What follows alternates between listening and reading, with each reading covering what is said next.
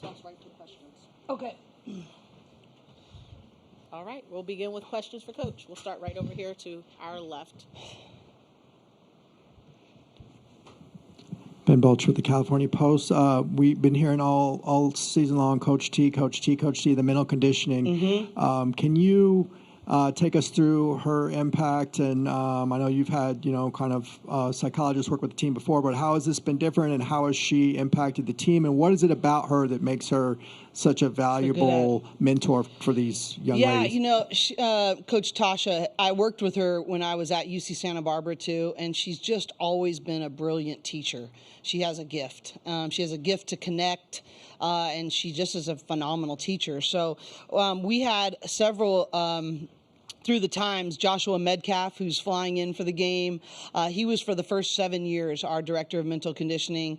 Then we had Colin Henderson, Trevor Moab. We had some various people contribute in that. But through that period of time, Tasha was learning from them, and she really had a passion for it. Excuse me. So she was just taking copious notes. She was doing all this off-season reading. And then we got to a point where the players were like, we want Coach T to take this on. And the reason they said it, they loved everybody that had taught us, but they said, Coach T is so passionate about it, and she's here every day.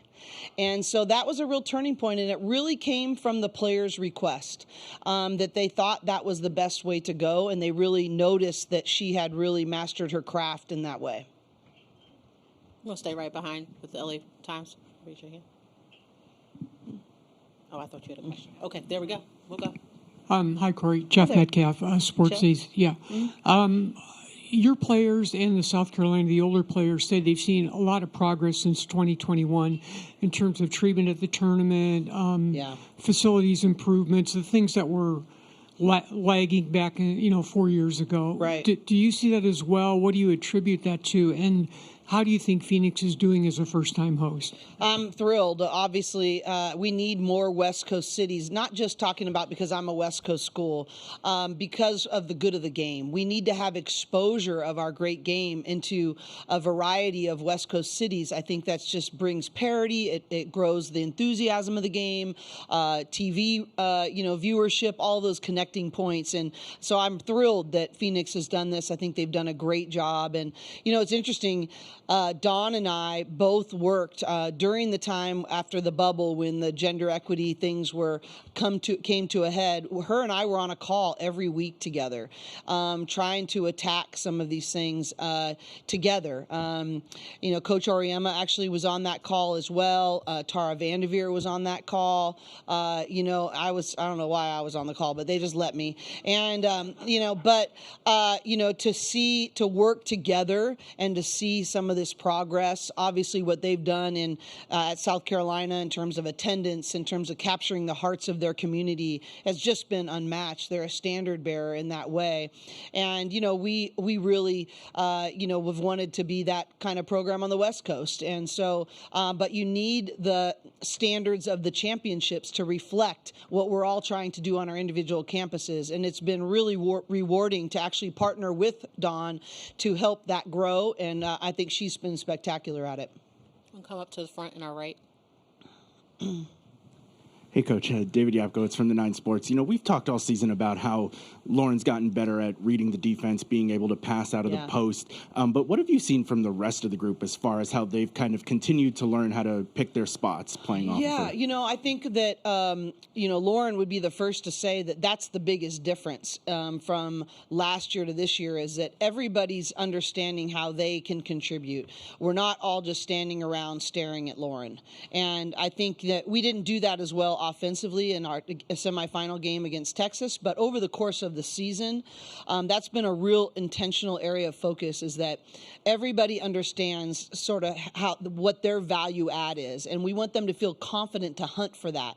At the same time, understanding that the more it's about playing through the paint, not just playing through Lauren, and having that attack mindset. But that's been one of the things that's been really fun for me to watch grow, is all the other people understanding how much value they add, whether it be defensively or offensively, but they have their own things to be really proud of. We can go to Doug. Hey, Coach. Doug Feinberg, the AP. Dawn was very complimentary of what you've done at UCLA the last couple of years. I asked her about her first time in the championship game in 2017, and she said that the biggest thing she exhaled after getting there and then went on to win it in hopes that you guys don't have the same success in your first one. But just what have you been able to do in the last, 20 hours to get ready for tomorrow? And what are you expecting, another rugby match tomorrow? Or are we going to have a more of an aesthetically pleasing game? I hope so. I really hope we have a more aesthetically pleasing game. Actually, Joshua Medcalf, who I referred to earlier, texted me last night and said, I never thought I'd say that the NBA games that I'm watching are called tighter than the semifinals of women's college basketball. It's not an easy job. I don't at all claim to say that I know the solutions, but I do think we all want the same thing. The officiating, the coaches, the players, we all want the same thing. We want to be able to have a very stylistic game that shows off the progress of the game, that continues to grow the game nationally to people who are tuning in.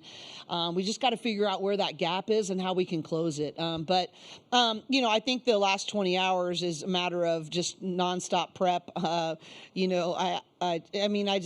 We both programs have so much respect for each other. We've played each other the last 2 out of 3 years. Who can be their best when their best is needed, who can execute to their identity on a more consistent basis. But we've been very businesslike. We were not jumping around in the locker room. We were not celebrating. We have really come to this tournament very focused, and we really believe that the job wasn't done yet, and we want to have a chance to compete for a national championship, and we want to do that at the highest of levels. So I definitely don't think there was a sigh of like, thank goodness we made that next step. We want to compete to win. We'll stay to the center, Andrea. Andrea Adelson with ESPN. As a follow-up to that, Cori, this is your first national championship game appearance. Last year was the first Final Four. Is there more pressure involved with a first Final Four as a number one overall seed, or first national championship game appearance?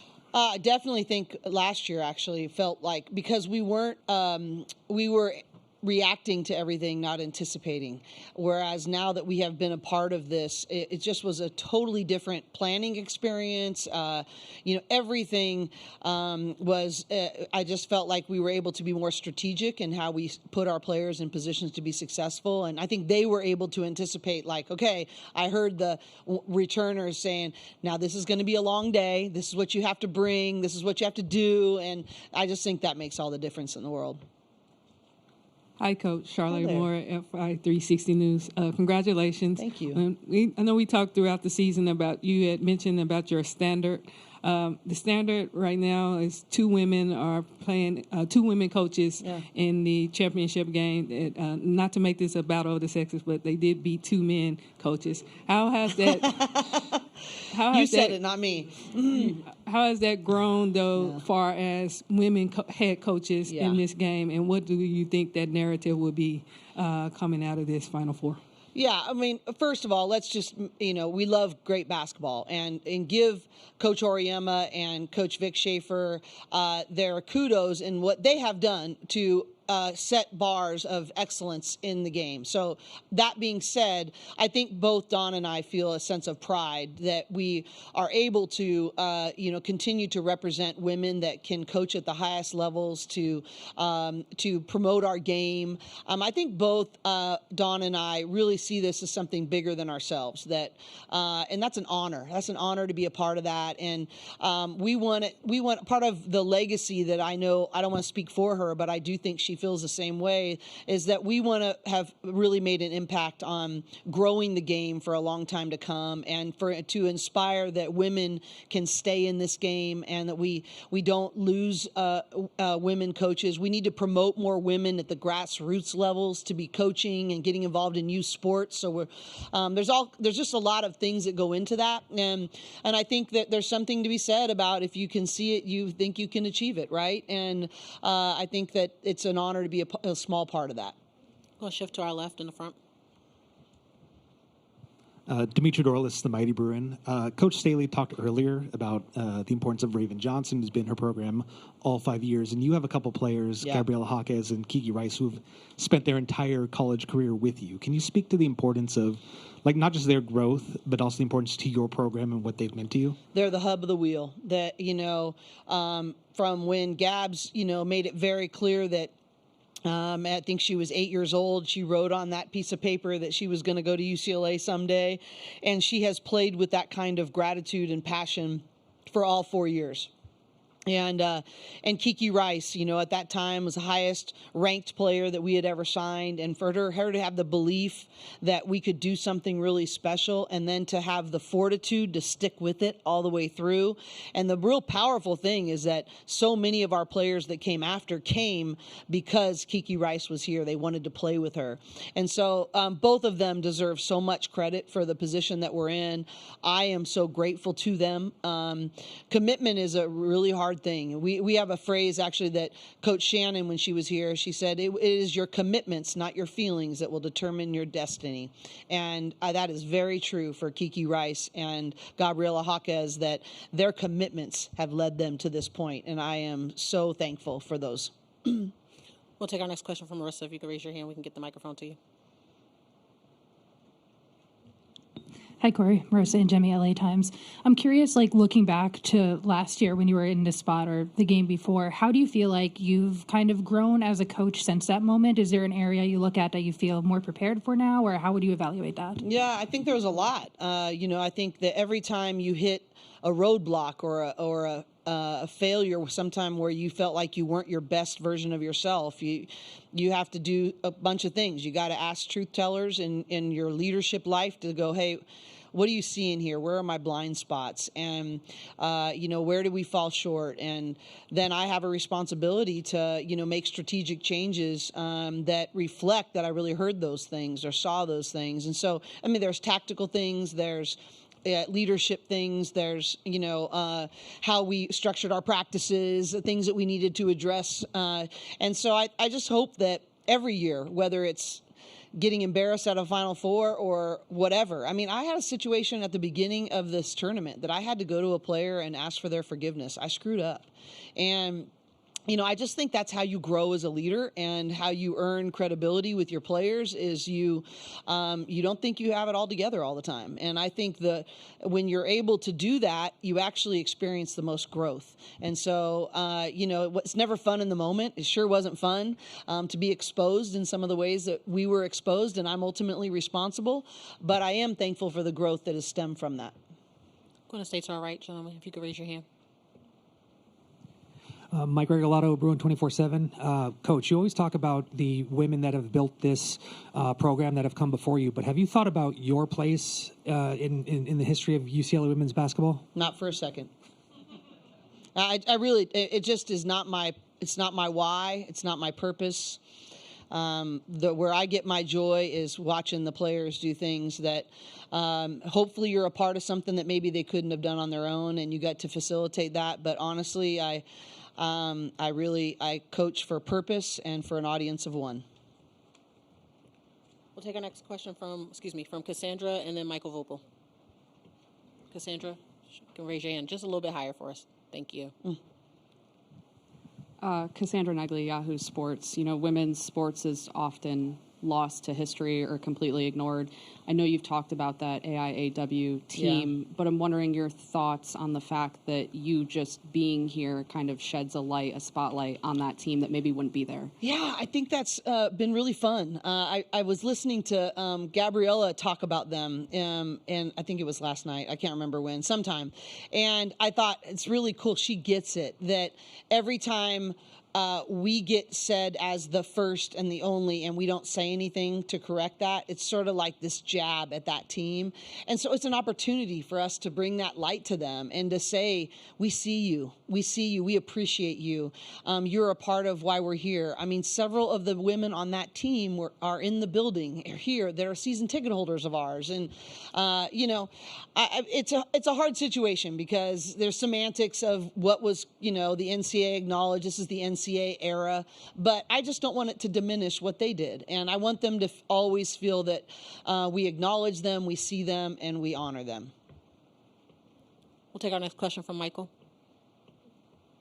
Hi, Coach Close. I want to ask you maybe about two moments or situations that that sort of I feel like we're defining in your program over the last few years. One is 2022 was a tough year, but you guys made that decision to go ahead and play in the WNIT, even though it was mostly seniors. I think Angela might have been your only player that's still with you from then.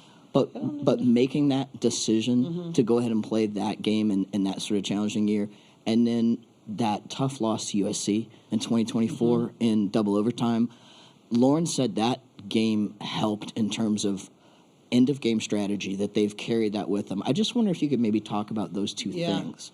I think you have to learn how to win, and each group is a little bit different. I remember even back before that, I don't know how the years are running together a little bit, but when Jordan Canada's first year, that was the #1 recruiting class, I had way overscheduled. We missed the tournament, but we played in the WNIT at that time. And I thought it was very instrumental in building our toughness and learning how to win. And, those are just steps. And then same in that, the one you referred to. I just think that every situation is you got to learn what is my responsibility of placing the brick that we have in the perfect position. We're not just trying to build a wall. We're trying to place the brick that we have in the present moment in the best possible way we can. And I think participating in that tournament was part of learning how to place that brick for that season of our development in the right place. That's been really, really huge. And I've always thought we were pretty intentional and good in special situations or in-game situations. And that year, we failed. We lost 3 games in-game situations that I have to take responsibility for as a coach. I did not do a good enough job putting them in positions to be successful. And so that offseason, we made a real commitment to them that we were going to be better for them, and we were going to be really intentional about how we went about things. And we do special situations in our practices pretty much 15 minutes every single day ever since then. And I think our players have a new level of confidence in that area. But, like most things in life, when you get exposed and when you have to do things, you have to respond, and it forces you to maybe grow in a way that you might not have otherwise. We're going to stay to our right. Jack Magruder from Field Level Media, Coach. Talking about your competition against South Carolina recently, what do you recall most about the last time you played, and what do you think was so successful for you in those games? Well, it was one of those games at home that we were really clicking on both sides of the ball. But I think really it starts with, and we had a great game Kiki's freshman year at South Carolina. It came down to the wire, and we ended up losing that game. But it was really a great game. I think that both teams, what I remember is the team that rebounds the best and defends the best down the stretch won both those games. And I've been on both sides of that. But I don't think it's probably going to be that different. I think it's going to be a possession game. Now, that wasn't the case against Texas, but that's how good our defense was, because they still got 21 more shots on the goal than we did. I don't think that we'll be able to do that against South Carolina, that if they get that many more shots on the goal, either because of rebounds or the turnover battle, that we'll be able to do that. But in both situations, the way I remember it is the team that was able to dictate with their defense and get enough stops and win the rebounding battle came out on top. Staying to our right. Hi, Coach. Ana Cabral with Mexican Media. I just wanted to ask you, we've all seen the growth. Congratulations on an amazing season. Thank you. What would you say the keys to the physical and mental preparations have been for your team to be ready for this moment? And what will you cherish more about your time with this group? Well, I think that one of the things that I never have had to coach this group's work ethic. And it's just, I actually have to kick them out. Like, hey, there is no skill workouts today. Like, they will want those one-on-one things every single day if they could. And I think that, the mental probably at this point is more important than the physical. But leading up, it all has to be there, right? You have to have this really strong foundation of who you are physically, who you are tactically, and then who you are mentally and emotionally, and your connectivity. So I think this is the culmination, right? That it's sort of the byproduct of all the work that has gone into that. But I can't speak for South Carolina, but it is really important that we recover well, that we do as little on our feet as we can today. Recovery is everything, and most of the work is going to be mental at this point. Going to shift to the front, Joe. Joe Pachowski, the Mighty Bruin. Coach, you've spoken all season about the way the team's had a growth mindset. At this point in the season, with the final game of the season tomorrow, no matter what, is there still room for growth, or is it more about execution? Both. I think you have to. You have to let each experience, each scouting report, each interaction teach you. If you're not, that's how we built it, is just a choice to intentionally grow every single day, every single time out, every single opportunity. It's one of our core values. So I don't think that ever stops.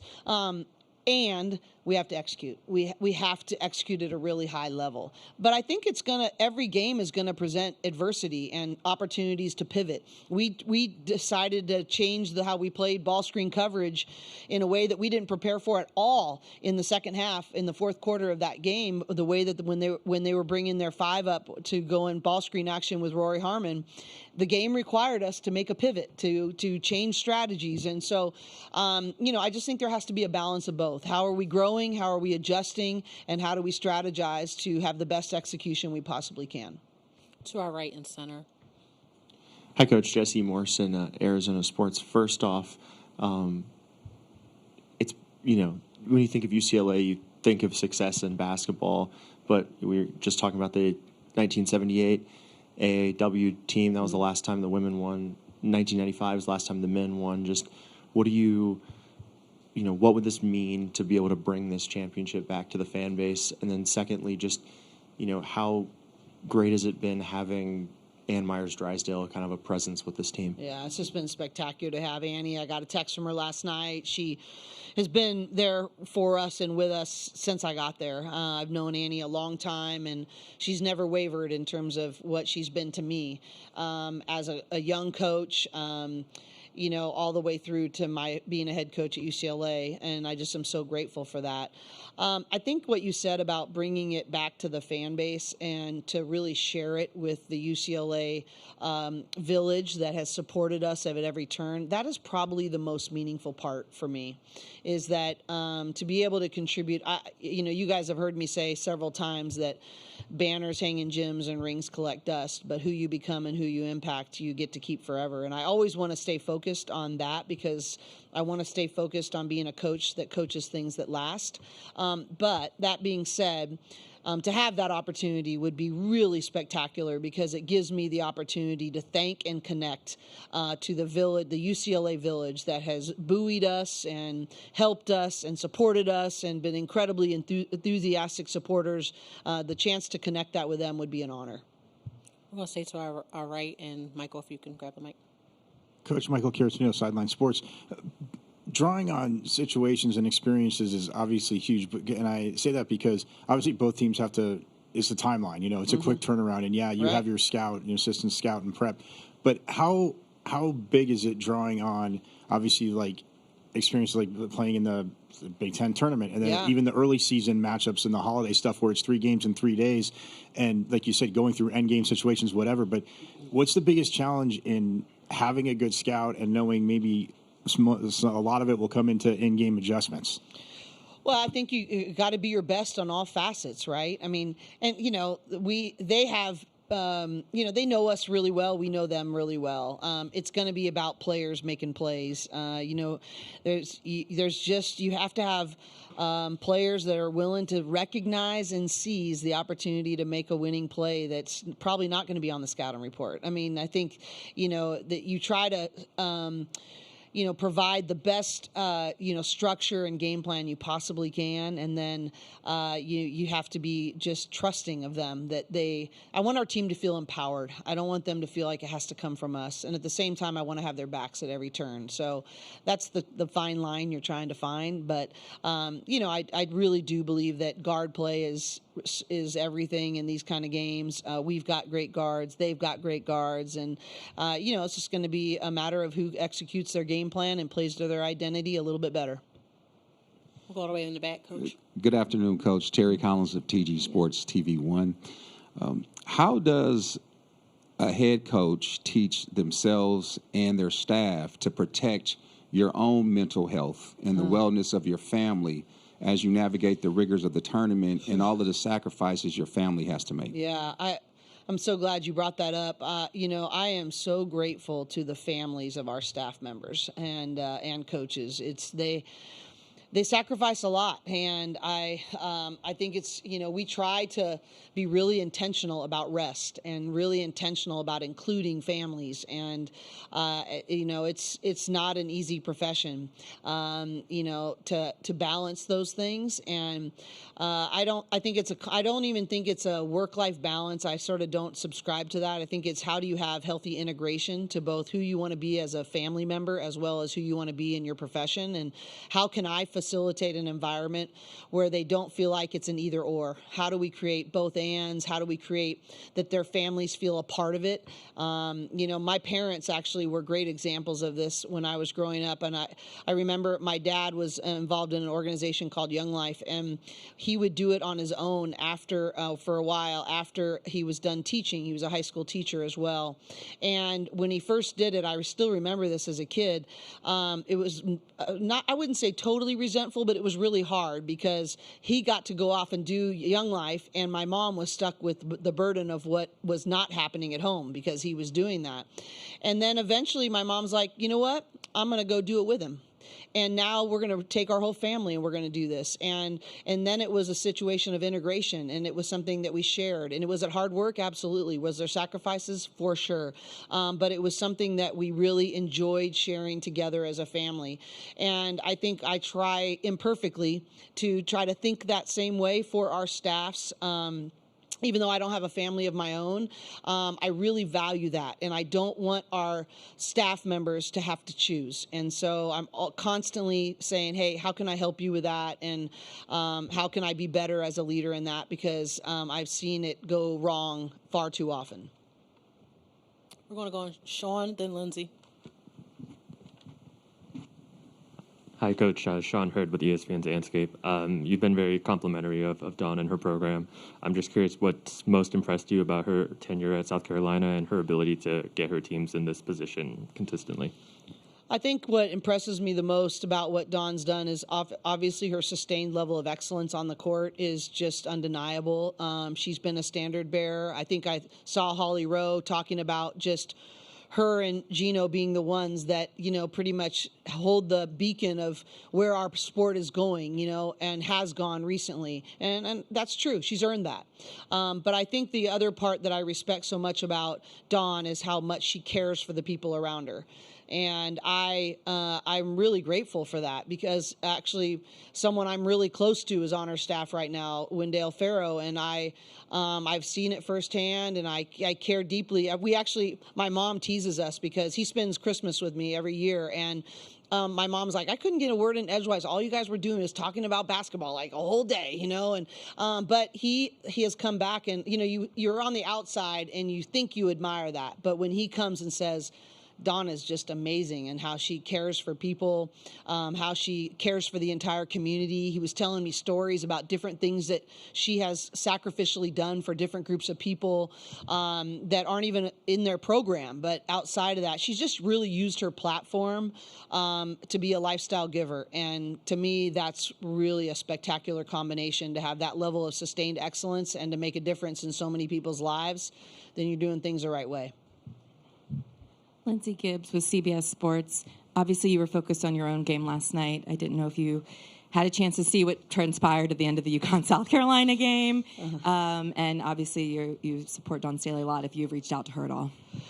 We text a little bit last night, but very briefly. And, you know, I didn't actually, I told her in a couple weeks I'd love to know the real story. But, you know, I just think, I mean, those are two people, honestly, both Coach Auriemma and Dawn Staley, that have invested in me. I have had opportunities to grow in this profession because of the both of them. So I'm going to let that be between them, you know, but I will just say that, you know, so this is a really competitive environment and emotions are incredibly high, and this is a culminating event, and I know them to be really good people. And so I'm going to trust that when all the dust settles, that we just come back to that. To our left, Coach. Just to follow up on Delly real quick.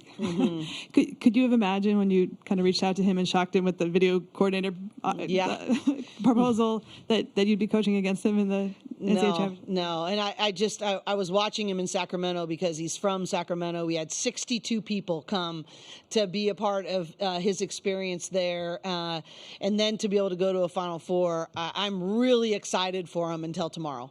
And, you know, but, you know, honestly, he applied to be our administrative assistant back in, I think it was 2012. And we ended up going, you don't fit there, but you might be really good here. And she changed some of the ways we do things. The way we run our scout team is because of the way he transformed it. The way that we do certain things in terms of connecting with our players and celebrating some things are because of his stamp on our program. And, you know, I love who he is, and I love the way he knows how to connect and support diverse groups of people in such an incredibly genuine way. And I feel very lucky to be a part of his life. But I'm thrilled for him until tomorrow. Hi, Coach. Alex Hernandez here with Arizona State University. With the current landscape of college athletics and how prominent the transfer portal is, what are some of the challenges that come with building continuity on a year-to-year basis? Yeah. Great question. I mean, I'm in the midst of it, right? I have several transfers on my team now, but I'm also going to lose 6 seniors, and we're going to be very proactive in the transfer portal. We're probably going to sign 5 transfers. You know, I think you have to be a really good relationship builder and culture builder if you're going to have continuity within this environment. You have to be incredibly intentional about that. What does that look like all the way from the summer, all the way through? I think it has to be more than just chemistry on how you read screens. It has to do with I don't think you can have a committed team unless you have a connected team. And so really building that with a new group of people has to be really well planned out. And but I don't think it can't be done. I think it really can. And I would say that probably one of the biggest connectors on our team is Charlize Ledger-Walker, and she's only been here 2 years. And if you asked every player about who's one of the biggest people who's brought us to be a whole and not just individual parts, they would say her. So I think you can do it if everybody is aligned in the vision and they're willing to be known. That's hard. I mean, to be courageously vulnerable with each other and to grow, to sacrifice individually for something that you want collectively, you have to have the right people on your bus, but I do think it can be done. And Coach, if we can look to our left, we're going to take our last question. Okay. Good afternoon. I'm Jose Bedelia from Pinal Central Media. Good afternoon, Coach Close. Your team is playing South Carolina for the title, aiming to win for the first time in the program's history. South Carolina's defense played aggressively and held UConn to just 9 points in the fourth quarter yesterday. When you watch South Carolina on film, what do you notice about their style of play? How do you prepare your team for the biggest game of the season? Yeah, great question. I think that I actually was saying to our staff yesterday before the game that I thought UConn could struggle with South Carolina's length, the way in which they can, keep you from playing north and south, and they really made them UConn to go side to side, and didn't get a lot of paint productivity, didn't let them get 3-point shots off because they're so long, they're so versatile, they can switch so many screens, and I think that's the key is how do you move the angles? How do you use screening actions? How do you, make it so that it's not just a one-on-one long athletic battle, because they are so good on so many fronts. But how do you change their angles and really still play through the paint, given that they are really good at what they do? Coach, want to thank you for your time today, and best of luck tomorrow. Absolutely. Thank you, guys. Appreciate you.